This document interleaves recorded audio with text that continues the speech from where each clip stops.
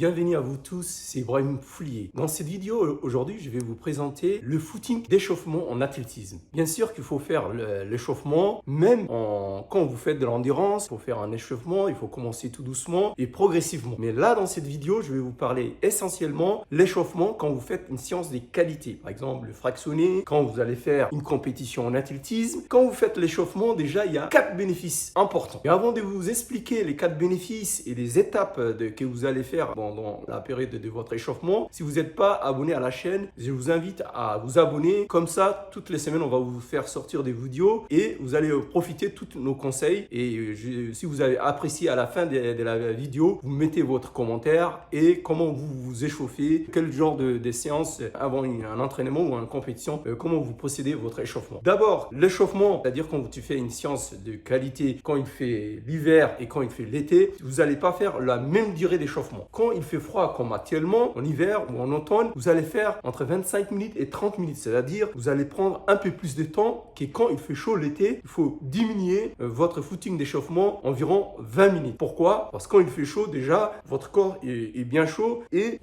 vos muscles et vos tendons s'échauffent rapidement. C'est pour cela quand il fait froid, vous allez prendre votre temps d'échauffement sur une durée un peu plus longue, environ une trentaine de minutes. Quand vous faites votre footing d'échauffement, vous allez faire après la suivante, c'est la deuxième étape, ça va être tout ce qu'on appelle les gammes athlétiques. C'est les éducatifs, c'est pareil, hein, c'est le même terme. Vous allez faire, comme je vous explique, le talon-fesse, vous allez travailler sur une distance d'à peu près 80 mètres et vous allez faire votre gamme athlétique ou les éducatifs en course à pied. Talon-fesse, vous allez faire 3-4 fois et montée des genoux également, pareil, sur 80 mètres, vous allez faire votre montée des genoux. Après, vous allez faire le pas chassé et le foulé bondissant. Il faut mieux maîtriser 4 à 5 gammes athlétiques que de faire beaucoup, puisque vous êtes là pour faire une séance après. Donc, après votre footing, vous allez faire votre gamme éducative, 4 à 5 séries dans cette que je viens de vous dire. Après, vous allez faire de ligne droite. Du ligne droite sur 80 mètres ou 100 mètres. Vous allez faire 4-5 lignes droites pour que vous allez être prêt pour votre séance d'entraînement, que ce soit la piste ou que ce soit une séance des comptes. Ou pareil également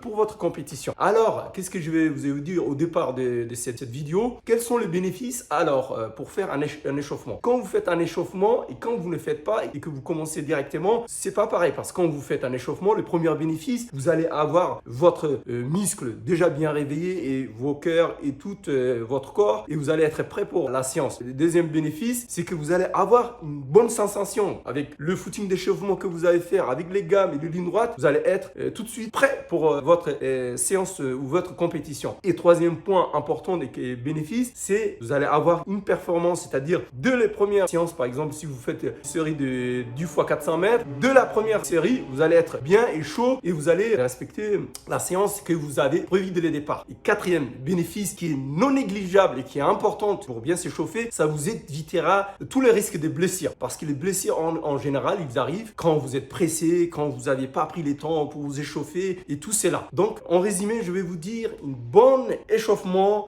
avant vos séances de qualité, ça vous permettre non seulement réaliser sa performance bien, d'éviter les blessures, d'améliorer ses performances et surtout d'avoir des bonnes sensations quand vous êtes en train de courir en course à pied, que ce soit à l'entraînement ou que ce soit en compétition. Je vous remercie d'avoir suivi jusqu'au bout. Je vous demande de partager vivement cette vidéo et comme ça les permettra à d'autres athlètes et d'autres passionnés de course à pied de profiter de nos vidéos et je vous donne rendez-vous dans une autre prochaine vidéo. Je vous dis au revoir et à très bientôt. Bye bye.